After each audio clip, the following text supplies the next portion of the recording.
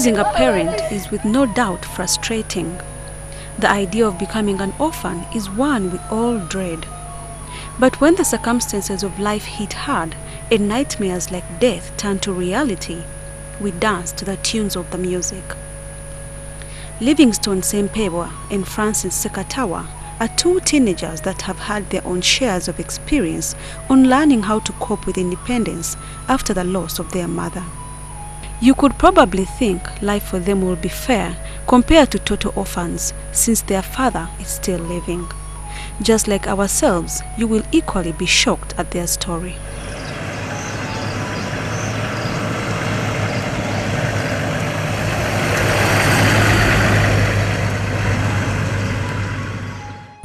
After a tip-off from a concerned citizen, Life Stories crew heads off to Chiboga in hope of finding an in-depth tale. Our journey eventually leads through beautiful greenery and later zeroes into a deserted neighborhood.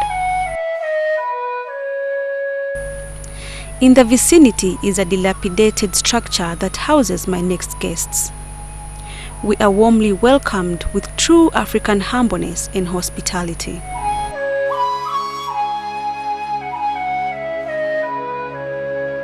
Tusanyisa okulaba wano ku Life Stories. Olwaleero tusazeewo okukyalira mwana mulenzi Livingstone Ssempebwa ne muganda we Francis Ssekatawa wano Ekikooba Village, Chiboga District. Kaba tunyumizeeko ebibafaako. Tusanyisa okulaba Livingstone. Kale nyawe. Tusanyisa okulaba nyawe. Kale. Wena emyaka emeka? Emyaka 17. Wano we tuli waani? Wano wa mukulu Zimbi Patrick. Zimbi Patrick yaani muganda wo taata wo? Taata. Ye taata wo? Mubeera ne taata? Tubeera naye. Mubeera nani? Tubeerawo babiri feka. As we start the interview, it's obvious they have been accustomed to misery for quite a while. Livingstone, the older sibling, suffers from a strange disease that causes memory loss. The aftermath of this has been his failure to attend school. Kale kyasinga okungana soma. Nina ekizibu ekinsumbuwa ekiro. Ekizibu ekikusumbuwa ekiro? Ekiki? Kale olumba olunkuba sibutegeera, nze mba sibitegeera. Naye ngenda ozukka nga nina embale. Yatomedde ebisenge. Nga watomedde ebisenge? Kati muganda we yabimanyiko? Abeera akugamba bye wakoze? Byatandika ddi ebyo? Nga nkyali muto myaka ng'ena. Wagendako mu ddwaliro n'obanyonyola ebintu ebyo bikuba? Tugendeyo bangamba tebalina na kimu kye balaba. Tebalina kye balaba? Taata aliwa? Taata aliwo. Aliwa? Abeereyo wansi mu Lukoola. Tabeera nammwe? Abeera nani? Abeera ne mukazi we gwe yafuna omulala. Kati mwe yasalawo abaleke wano gwe ne muganda wo? Twaliwo nze ne maama n'oyo Seeka. Mama naafa. Mama yafa? Mama yafa ddi?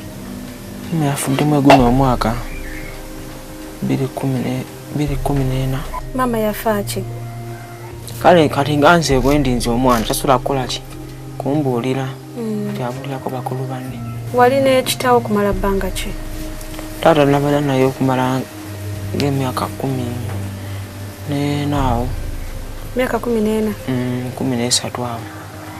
Netuvaayo twatubeera Kituuma. Netuvaayo nga taata akuba maama. Netuvaayo netujja netuzimba. Kati bwe twava Ekituuma taata naye n'atundayo. N'asalawo naye aveeyo. N'agenda eyo gyali. Twe kwawukanira awo. Kati n'enju gye mulimu ani yagizimba? Ffe twagizimba. Gwe ne maama?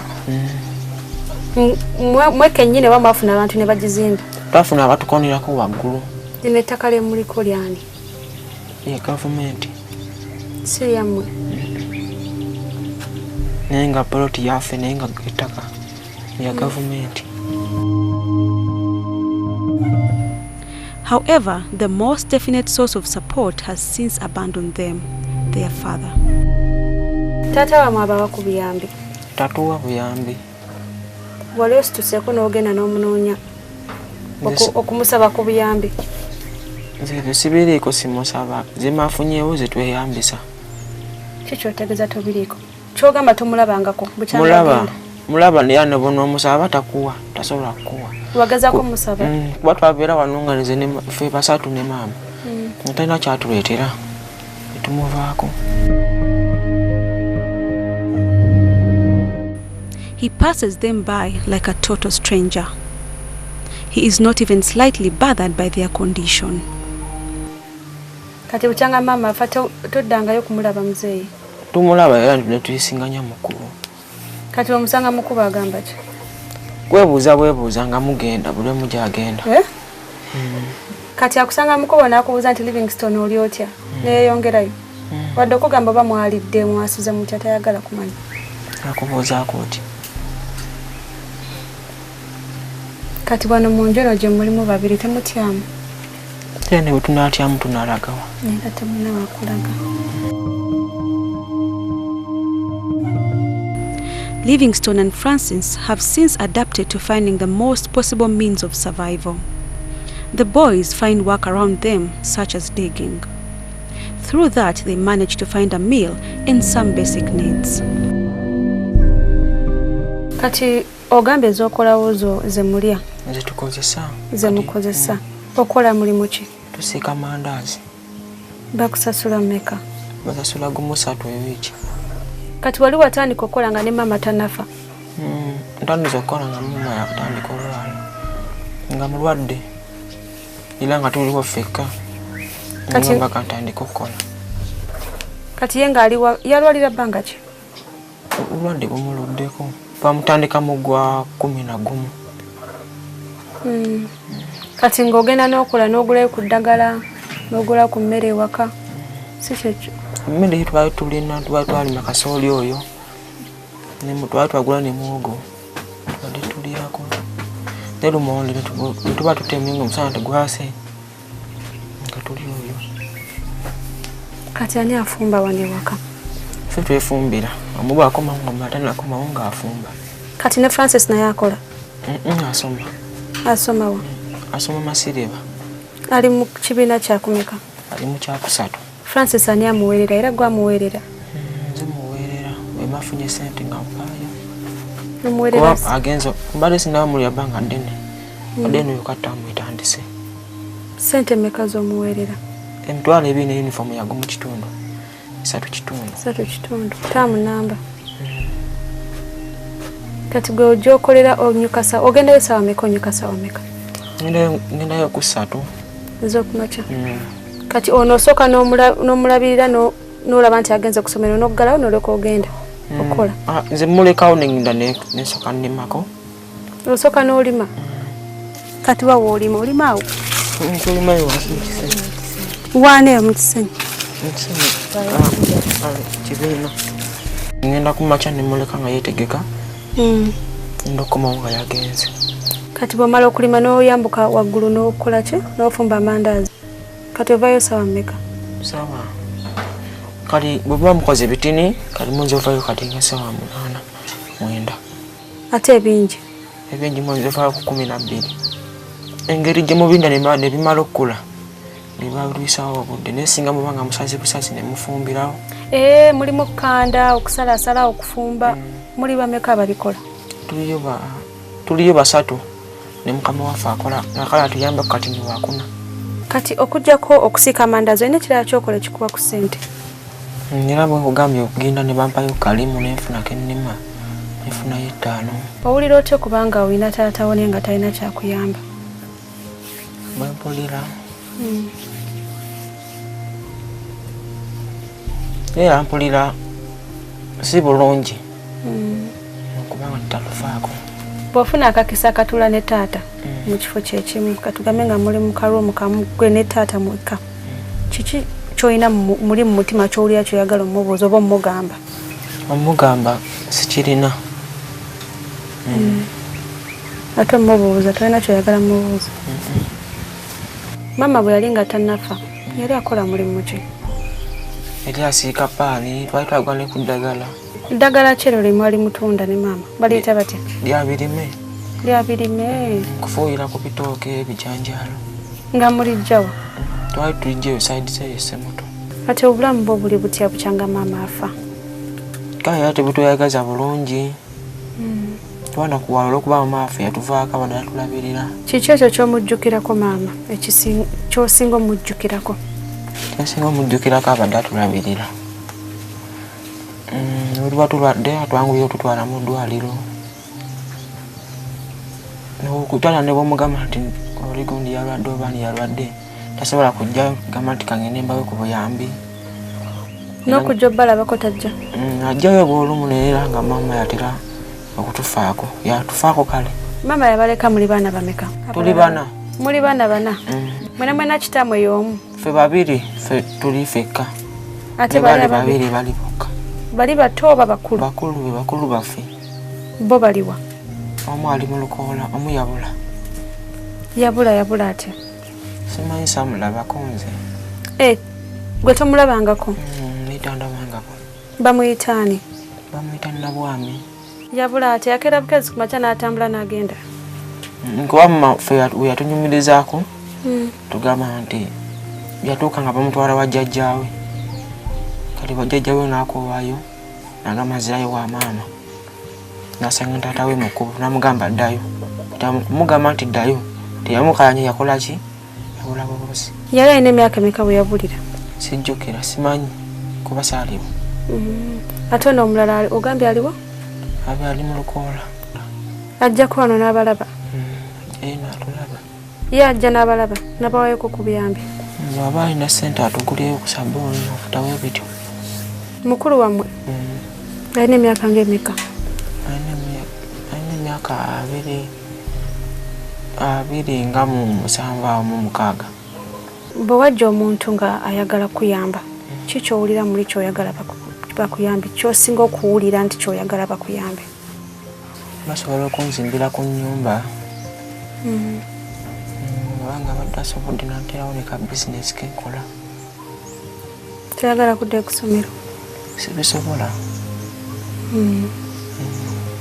Naye nga muganda we wandyagadde yeeyongera okusoma? Njagala yasomera eddala genda asoma. Mulinayo ab'eŋŋanda bamwe wonna? Senga gy'ali. Aliwa ye? Abeera Kasande y'obukuya. Ajjako n'abalabako? Ajjayo mama wabeedde ng'akyaliwo. Ajjayo. Mwamumanyi gy'abeera? Tumanyiyo. Lwaki temugenda ne mumunoonyako? Tomanyi ayinza obbayamba?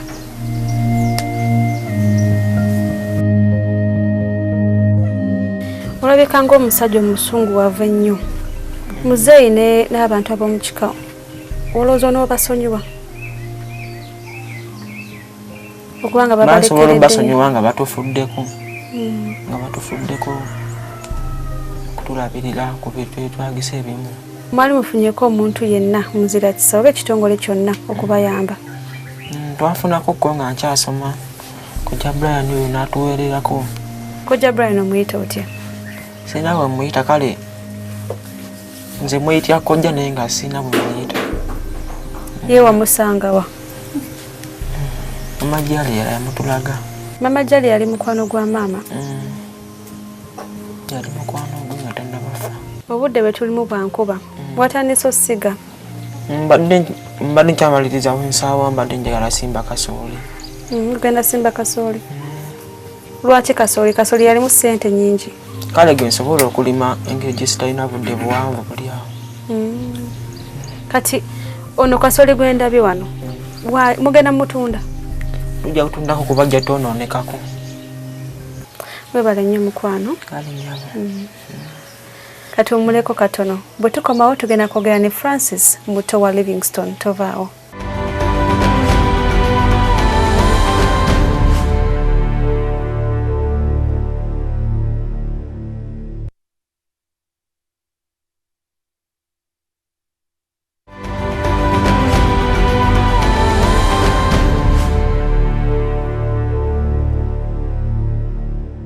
Twesimye kubanga mukyali ku Life Stories ndi ne Francis Ssekatawa muto wa Livingstone katunyumizeeko embeera nga bweri bukyanga maama afa. Francis oli otya? Ndi. Osanyusa okundaba? Ye. Kubanga nze nsanyusa okukulaba. Oyina emyaka emeka Francis? Nina emyaka 14. Osoma? Ye. Osomera wa? Masiriwa. Oli mu kibiina kya kumeka? Kya kusatu. Oli mu kibiina kya kusatu? Bw'atandika ddi okusoma? Natandika kuno omwaka. Guli omwaka mama yali talina ssente nga saasoma. Kati wasomako P1, P2 n'olekeraawo? Mama nga talina ssente nga akyanoonya. Ate we yalwalira ne ŋŋamba era ntandika osoma. Lwali omulabirira ewaka? Twali tumulabirira babiri. Gwe ne gundi Livingstone? Kati nga Livingstone wagenda okukola nga gw'osigala ne maama ewaka? Nga tugenda mu nnimiro. Ne maama? N'obulwadde bwe nga mulwadde? Nga tannalwala. Nga tannalwala? Mugenda mu nnimiro ne omanyi okulima? Iye. Taata omuwulizaako? Iye. Omulaba? Ajjako wano? Oluusi ajjawo ng'agenda ekituumu. Ayitirako wano. Bw'ayitirawo abawaaki? Tewali. Gwe muwuli owulira otya nti olina taata naye bw'ajja talina kyakuwa ajja buzinaakulabako n'atambula n'agenda? Mpulira bubi kubanga namugamba mpe ssente nsaleko enviiri. Baatugamba ku ssomero baatugamba tusaleko enviiri. Tannazimba ŋŋamba nti ajja zimba tazimba. Ssente mmeka ez'okusala enviiri? 10. 10 lwokka? Kale nze ngenda zikuwa osala enviiri. Eyanziza. Njagala onnyumize maama nga waali ne kakati nga taliiwo obulamu bwo obusanze otya? Kubanga waliwo abaana abalala balina maama balina taata ate bato nga ggwe. Guli nali nkoma ku ssomero ng'emmere eyidde n'endya n'eŋŋende tugenda ne tulimu olw'eggolo. Naye kati komawo nga tewali nga tetafumbye nga bali mu kukola n'enfumba n'enjira eŋŋenda okugikiisa ng'obudde buyise obw'okukola mu nnimiro. Kati ssaawa mmeka z'ova ku ssomero?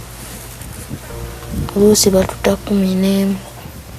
Then bw'omala okufumba? Nga kale nga nkola emirimu egy'ewaka wano. Nga ki? Kuleeta amazzi, okuleeta kunku, n'okwoza ebintu bwekityo. Kati gundi Livingstone wakomerawo ng'ebisinga obimaze? Oba oluusi omusangawo naye si kyekyo? Oluusi musangawo. Nga ye yagikoze? Naye ng'era tannagimala. Tukolera wamu. Mukyala Juliet Nakimbugwe abayamba atya? Twali tugendayo kale nga tulima nga tuwa ku mmere ne tulya. Kati ku ssomero subject ki gy'osinga okwagala? Maafi n'agundi. SST. Maafi ne SST.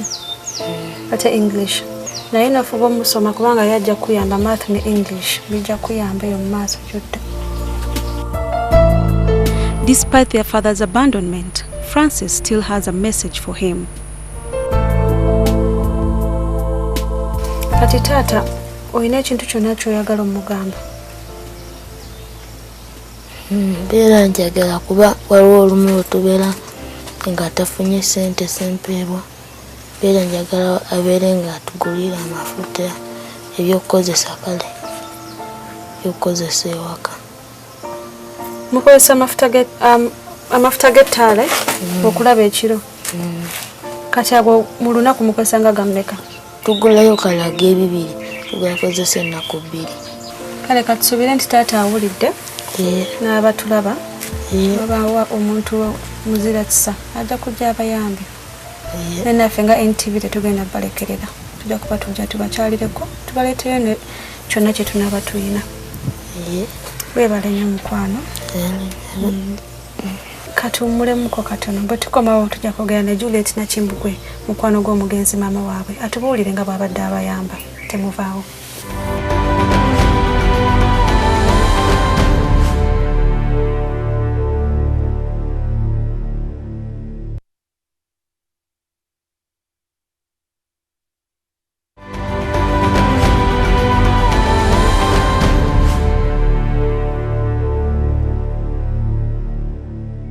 Mwebale kubanga mukyali naffe wano ku Live Stories. Olwaleero tusaze okukyalira mwana mulenzi Francis ne Livingstone Ssempebwa ababeera ekiboga district bamulekwa nenga beerabirira. Juliet Nachimbugwe, a great friend to their late mother, has tried as much as she can to assist the teenagers in all possible ways. However, she can only do so much. Sanso kulaba Juliet. Kale nyabona yasanso balabako. Kale. Eno family wajimanyi otya? Family eno najimanya aluvanyuma lw'okufumbirwa nembeera nga bandi kumpi. Kati mukubeera okumpi nabo nendaba mama waabwe nemufuula mukwano gwange naye nga embeera yaabwe si nnungi. Kale mu kutunula okwange teyali nnungi embeera yaabwe. Tinensalawo nembeera nga mbayambako. Nga bayambako mu ngeri ki? Kale nali nga nasooka nembeera nga bwe nfuna emmere nembawaako ne bafumbako ne bali oluusi nga badde tebafunye. Oluusi nga nyinza okuba balidde lumondo okumala wiiki ne bwe nfuna etooke nembawaayo ekiwagu nembagaa mulyeko. Tinanga sijja bisobola nenkwata nenyambako ku mama waabwe nemugulirayo mini ya butto. Mwane ne sente nagula kilo y'obuwunga nemugamba anonya amenvu atandiko siika paani. Actually n'abaana abo baali tebasoma. Atandika okubeera nga afunayo obusente naweerera abaana be. Ebiseera ebyo ng'emyaka giyiseewo nga 3 wenafunira ekitongole ekyabayambako ku baana okubaweerera kibayita Education and Development Opportunity Uganda. Ne njogerayo kale nembasaba banyambireko ku baana abo ne babayambako ne babaweererako nga oluusi babaleeterako ne ku bitabo naye sente ne zituuka ne zibaggwako ne balekerawo okubaira nga babaleetera obuyambi.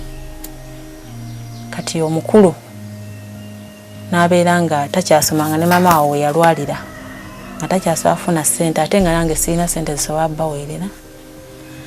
Kati omuto ye n'asigala nga abeera mu gavumenti bw'atyo. Olwagira mama waabwe n'agendera ddala mu maaso n'okulwala teyadda ngulu. Omukulu n'abiviiramu ddala ebyokusoma n'afuna akalimu awo.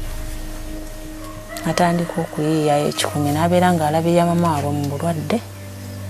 Ti mama waabwe obulwadde ne bugaana n'amala n'abafaako.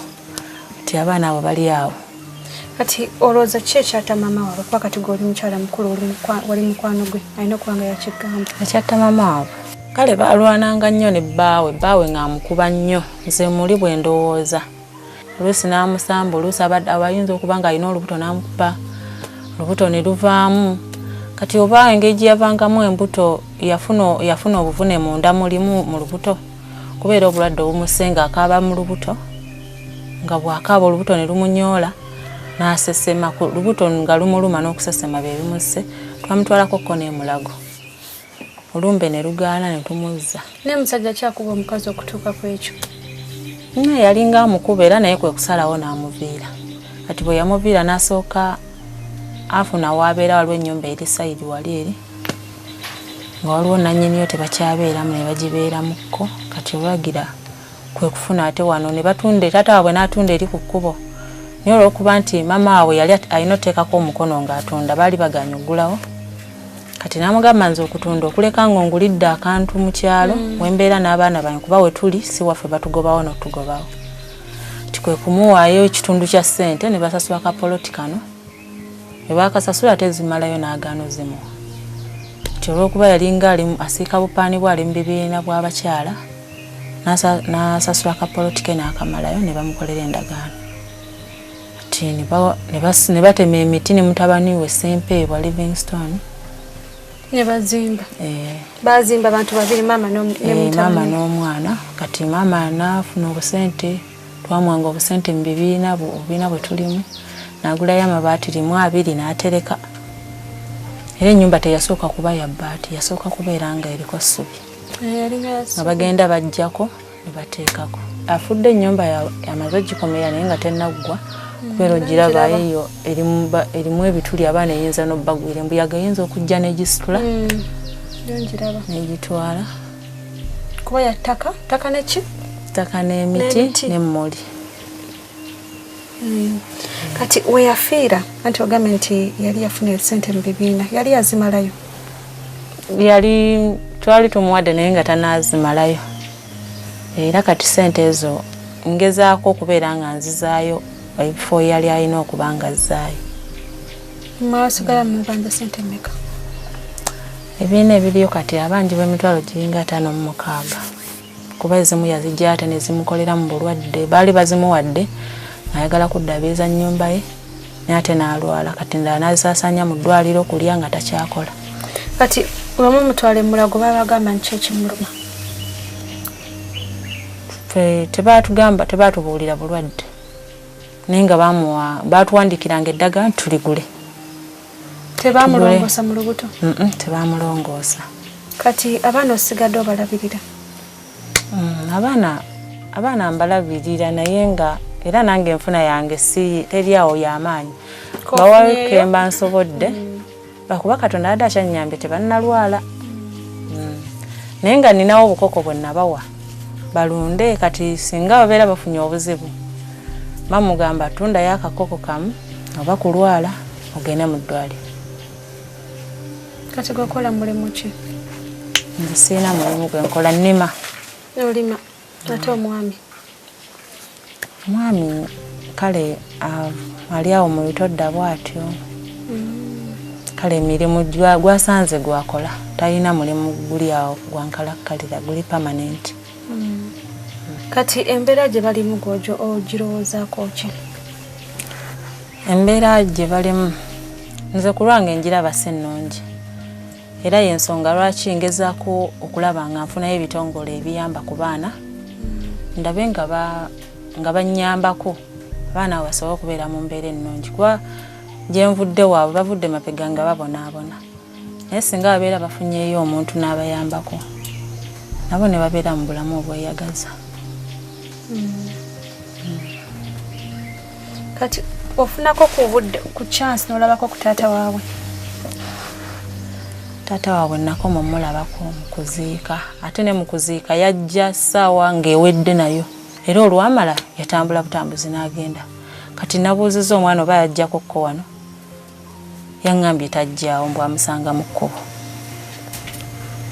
Ekyo kiro okyogerako ki?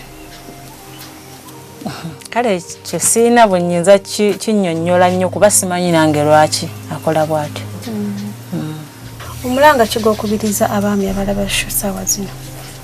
Omulanga gwe nkubiriza abaami abalaba sho essaawa zino bafe ku baana baabwe singa babeera nga yasobola okuzaala okwekamba n'azaala omwana n'okumulabirira abeere nga afaayo alabirire omwana we ne bw'aba mwavu nga talina naye omwana amulage nti amufaako kuba katata w'abaana bano wadde okujja nabaga bannange leero mulidde kimufunyaako okulya naye abaana buli kyanga mama waabwe afa ne bwe yali waali talijja n'abuuza nti babannaye leero mulidde kitegeeza abaana balinga batamukwata kate nga babi. Kati abaami abalaba sho essaawa eno mbakubiriza babeere nga bafaayo ku famirizi zaabwe. Weebale nnyo mukwano. Weebale omutima omulungi weebale kulabirira abaana bano kuba si bangi abakikola era Mukama akuddizeewo. After learning of their condition, Education and Development Opportunity Uganda came in to give a hand and have them access education. Unfortunately, the organization went bankrupt shortly after trying. I managed to meet and talk to Brian, the director of the struggling organization.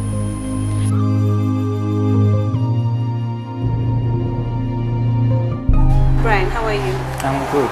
Welcome to the show. Thank you. So Brian, how did you meet this family? Well, the charity organization that I founded, Education and Development Opportunity Uganda, was working in this community. And then there is someone who knew the plight of his children, and she approached us. She told us about the children, how they needed support. Their mother was And then we went and visited their home. That's how we came to know about the children. And when we visited their home, we saw there was need, and our mission is to transform lives. So we thought this was a family that needed support, and that's how we started supporting them. Okay, how exactly did you support them? Well, we provide access to education. What we thought was these children needed to go to school because they had dropped out of school. So we thought we could take them to school, and then that would be one of the key things that we thought this family needed. Okay. I talked to Livingstone, and he was telling me he's paying school fees for Francis. And earlier, it's you who was paying school fees for him. What happened? The charity, I found it was basically I paying for these children. It was I supporting the activities of this organization. And at some point, I ran out of money because I was using my own salary to look after these children and many others in this community. So when I had a problem with my finances, it definitely affected the organization, and we didn't have money, and then some of the children dropped out of school, including Livingstone and Francis. And by the time we were looking out for money, I was getting out to people, telling them how we needed to support this cause. These children had unfortunately dropped out of school, but we think there's still hope. We can, for instance, take Francis back to school because he's still young. Do you have any plans too? Yes, we do have. We think Francis can go back to school because he's still a young boy. And then for Livingstone, we think we can enroll him in vocational education. He's interested in mechanics, so we think that's one line of one kind of support we can offer this young boy. And then we also hope we can do something about their shelter. The house, you saw the house is in, it's basically hard. They're literally sleeping. You can't do that? You can do that? That's what we want to do. That's what we think people can come and support us.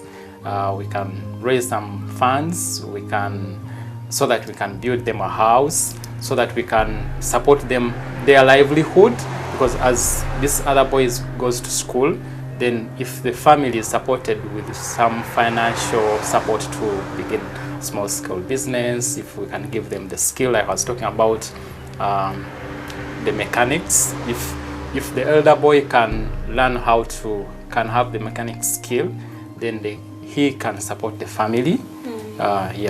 His young brother. Okay, do you have plans of helping them, like leave alone the education bit of it? Do you have plans of helping them? Because apparently Livingstone is the one catering for this family. And you can imagine he's only 17 years. Do you chip in to help him, or do you have plans to help him or the family? Well, helping him would work, but that would be in the short term. I'm looking at a long-term plan where we can holistically support this family. That's why we are talking about life skills. If the elder boy can enroll for a mechanics course, for instance, that would be a skill for life that he can use to better himself. And then for this young one, we still think it's an education that he needs. Okay, that I understand. But do you ever come here and see them? Oh, yeah. Probably bring soap or like they say paraffin is 200, you know? Do you ever come here and give them even if it's 1,000? Well, yes, we call this village our seed village because that's where I started this initiative from. So I'm always here to look at Livingstone and Francis and other children. So yes, I visit them. I know how they are doing, and even when their mother died, I was here with them, and yes, I visit them. Okay. So what advice do you have for the people watching us right now, or the children who are going through the same situation they are? I think the advice is, I believe that everyone needs a hand extended to them for them to realize their dreams. We have dreams, but sometimes life challenges affect us. We are not able to fulfill our dreams. So I believe these children God has a dream for them. God has a plan for them. They have their dreams, but they only need to be supported. We can nurture these dreams. We can support these dreams. Who knows, Francis today is in primary 3, but if we hold his hand, just like maybe the other thing I didn't tell you about, why my heart is up for these children. I was also supported by members of the public to go to school. I was the first graduate on my village, and when I finished school, I realized that many children in my community were not going to school. So you grew up here? I grew up in here. I realized that not many children had the opportunity to go to school just like I had. For me, I call it, I met some good Samaritans on the way that held my hand and gave me an education. When I was the first graduate on my village, I was like, wow, this is an achievement, but how about how about the other children? So that's my background. That's the heart I have for these children. Because if someone did not support me in school, I wouldn't be coming back here to support these children. So I believe if we can do the same for these children, then we are building a generation. Yes. We are breaking what people call a viscous cycle of poverty. If these children we are reconstructing their future, because we believe they have a future, but their future is compromised. So someone, you out there, we can reconstruct the dreams of these children. Thank you so much for your time, and thank you for the good heart. Keep it up. Thank you.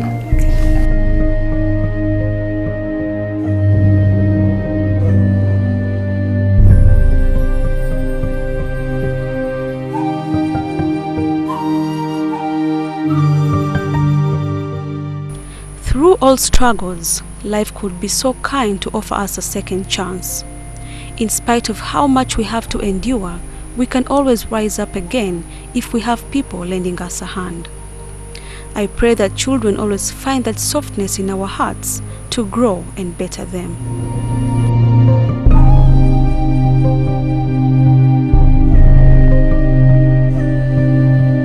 Thank you for being a part of this episode of Life Stories. That's all we had for you today. If there's anything you can give to these children, anything, however little it is, please don't hesitate to call the numbers on your screen. Until next Sunday, I remain yours truly, Zuena. God bless you.